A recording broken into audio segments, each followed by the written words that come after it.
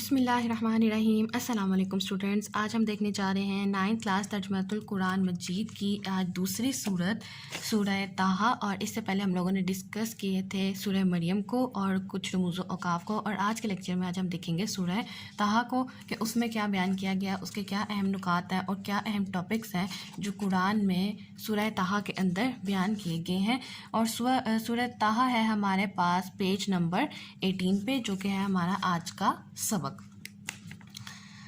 اسی طرح اسی پیٹرن پہ ہم لوگ ریڈ آؤٹ کریں گے سب سے پہلے، اس کے بعد اس پوائنٹس جو ہم لوگ انڈر لائن کریں گے ان کو امپورٹنٹ مارک کریں گے ایم سی کیوز اور شارٹ کے پوائنٹ آف ویو سے، اور اس میں زیادہ تر ہمارے پاس شارٹ اور ایم سی کیوز ہی بنتے ہیں اور لانگ اس میں کام آتا ہے۔ لانگ میں موسٹلی آپ کو دیا جائے گا تو وہ آئے گا مضمون میں سے پوچھا جا سکتا ہے، آپ کو خلاصے میں سے پوچھا جا سکتا ہے، تو زیادہ تر جو پوائنٹس ہیں وہ اس کے شارٹ اور ایم سی کیوز کے امپورٹنٹ ہوں گے، اور بہت آسان سی صورت ہے، بہت آسان سے پوائنٹس یہاں پہ لکھے گئے ہیں، بہت آسان ورڈنگ میں لکھے گئے ہیں، جو کہ آپ لوگ اپنے خلاصے کے لیے، اپنے مرکزی مضمون کے لیے، لانگ آنسرز کے لیے بہت آسانی سے یاد رکھ سکتے ہیں۔ تو چلیں سٹارٹ کرتے ہیں آج کی اپنی سورہ طٰہٰ۔ سورہ طٰہٰ مکی صورت ہے، تو یہ پہلی لائن ہی ہمارے پاس ایک ایم سی کیو اور شارٹ دونوں بن جاتی ہے۔ اس میں 135 آیات ہیں، 135 آیات ہیں، یہ بھی ہمارے پاس ایم سی کیو بھی ہے اور ہمارے پاس شارٹ آنسر بھی آتا ہے۔ سب سے پہلے اس کا ایکسپلین کریں ہے تعارف۔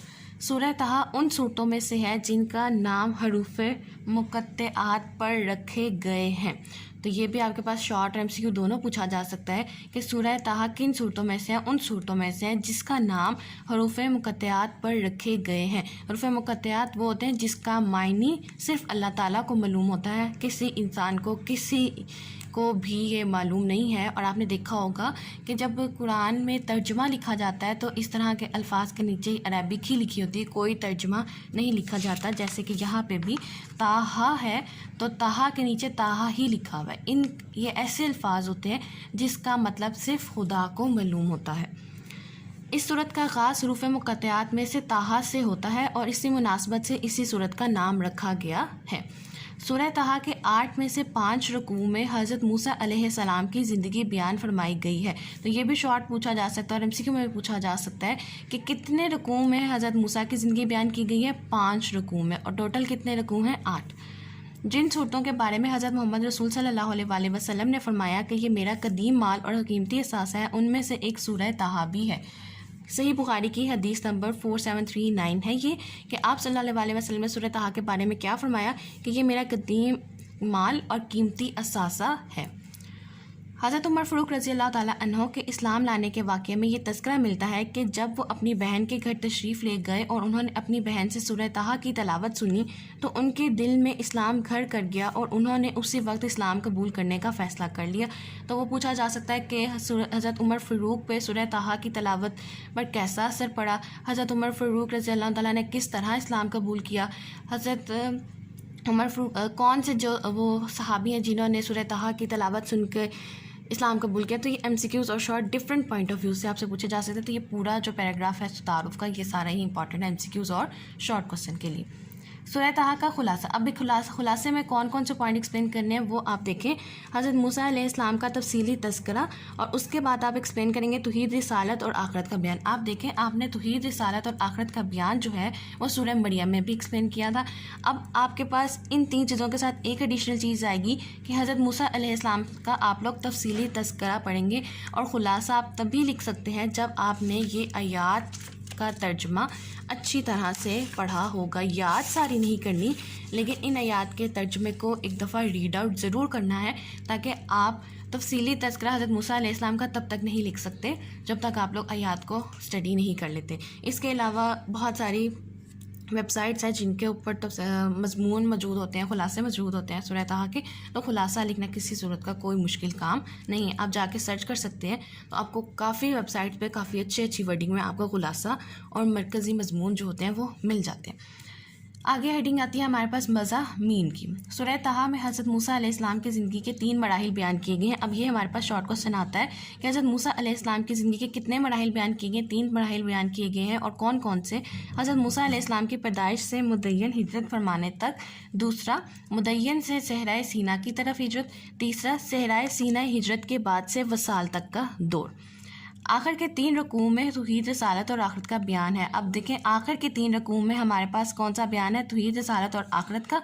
और पहले 5 रकूओं में हज़रत मूसा अलैहिस्सलाम की ज़िंदगी के ऊपर अल्लाह ताला की अजीम कुदरतों और सफ़ात का जिक्र है। हज़रत आदम अलैहिस्सलाम का मुख्तसर तज़किरा है। आखिरत में नाफरमानों के बुरे अंजाम को बयान किया गया है। कुरान मजीद का मुकाम व मर्तबा बयान करके इससे मुंह मोड़ने वालों की सज़ा भी बयान की गई है। सूरह तहा के आखिर में ये समझाया गया है कि अल्लाह ताला का कानून है कि वो किसी कौम को उसके कुफ्र और इनकार पर फ़ौरन इन्हें पकड़ता बल्कि मोहलत देता है। इसलिए हक़ वालों को सब्र करने के साथ दीन की दावत का काम करते रहना चाहिए और हक़ का इनकार करने वालों के मामले में जल्दबाजी और बेसब्री का मुजाहिरा नहीं करना चाहिए। नेक्स्ट आ जाते हैं हमारे पास इल्मी और अमली नुकात। सूरह तहा में कौन सी इल्मी नुकात है और अमली नुकात है वो उन्होंने यहाँ पे आपको सारी एक्सप्लेन किया, तो उन्हें भी देख लेते हैं। सूरह तहा का मुताला करने से जो इल्मी और अमली नुकात मालूम होते हैं उनमें से कुछ ये हैं। पहला, अल्लाह ताला को हर चीज़ का मुकम्मल इल्म है, दुनिया में कोई चीज़ इससे छुपी हुई नहीं है। ये सूरह तहा की आयत नंबर 8 में जो ये चीज़ बयान की गई है।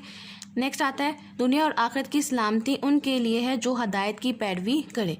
सूरह तहा की आयत नंबर 47। नसीहत से एराज़ करने वाले क़यामत के दिन बहुत पछताएंगे। आयत नंबर 100 में आइए। क़यामत के दिन अल्लाह ताला ही फ़ैसला फरमाएगा कि कौन सिफारिश करे। हमें अल्लाह ताला से अपने इल्म में इजाफ़े की दुआ करनी चाहिए। रब्बि ज़िदनी इल्मा जो हम दुआ पढ़ते हैं वो हमारे इल्म के इजाफ़े की दुआ है।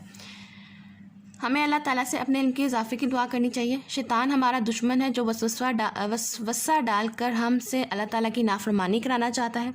अल्लाह ताला ने इंसान में शर्म व हया की फितरत रखी है। हमें बेहयाई और बेपर्दगी से बचना चाहिए। कुरान मजीद पर अमल ना करने वालों की दुनियावी ज़िंदगी तंग कर दी जाती है, यानी इनकी दुनिया वीरान कर दी जाती है। साबका कौमों के खंडरात हमारे लिए इबरत के निशानात हैं। हमें नमाज़ों को वक्त की पाबंदी के साथ अदा करना चाहिए। दुनिया की नेमतें हमारी आजमाइश और इम्तिहान के लिए हैं। हज़रत मोहम्मद सल्लल्लाहु अलैहि वसल्लम का सबसे बड़ा मौजज़ा कुरान मजीद है। ये MCQ भी है हमारे पास। कौन कामयाब है और कौन नाकाम है इसका फ़ैसला क़यामत के दिन होगा। स्टूडेंट्स एक बात ज़रूर याद रखें कि जो इल्मी और अमली नुकात होते हैं ये MCQs के लिए बहुत इंपॉर्टेंट होते हैं। या आपको उन्होंने बने बनाए MCQs जो होते हैं वो निकाल के दिए होते हैं, तो इनको अपनी फिंगर टिप्स पे आप लोगों ने याद रखना है। अब जैसे देखें कि ये भी पूछा जा सकता है कौमों के साबका कौमों के खंडरात हमारे लिए क्या है? इबरत का निशान है। हमें नमाज़ों को किस तरह अदा करना चाहिए? वक्त की पाबंदी के साथ। कौन फ़ैसला फरमाएगा कि कौन किसकी सिफारिश करे? अल्लाह ताला फ़ैसला फरमाएंगे। आप सल्लल्लाहु अलैहि वसल्लम का सबसे बड़ा मौजज़ा क्या है? कुरान मजीद है।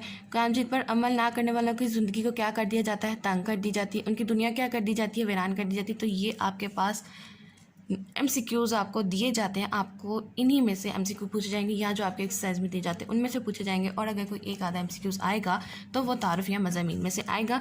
तो बहुत आसान वर्डिंग में उन्होंने एक्सप्लेन किया हुआ, कोई मुश्किल चीज़ नहीं एक्सप्लेन की गई जो हमें समझ ना आई हो। फिर भी अगर आप लोगों को कोई कन्फ्यूजन हो रही है या कोई चीज़ समझ में नहीं आ रही तो आप मुझसे ज़रूर पूछ सकते हैं। मैं मुकम्मल कोशिश करूँगी कि आपको मुकम्मल तौर पर गाइड कर सकूँ।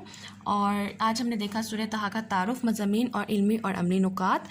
और नेक्स्ट इंशाल्लाह लेक्चर में हम देखेंगे कि हमने कौन सी आयात कवर करनी है, उसकी एक्सरसाइज क्या है और हमने कौन सी आयात को अपनी जो है अच्छी तरह से हम लोगों ने याद करना है और MCQs हैं और कौन कौन सा लोगों को है जो हमने सूरह तहा में अटैम्प्ट करना है। तो इंशाल्लाह अपनी नेक्स्ट वीडियो में हम सारी चीज़ें डिस्कस करेंगे। और मुझे उम्मीद है आपको आज का सबक जो है लेक्चर समझ आ गया होगा। इनकेस अगर आपकी कोई क्वेरी है, कोई क्वेश्चन आता है, मुझसे ज़रूर पूछ सकते हैं। और लास्ट में मेरी आप सबसे सिर्फ एक ही रिक्वेस्ट है, काइंडली प्लीज़ चैनल को सब्सक्राइब कीजिए, वीडियो को लाइक कीजिए और अपने फ्रेंड के साथ शेयर कीजिए और चैनल को सपोर्ट कीजिए। Thank you.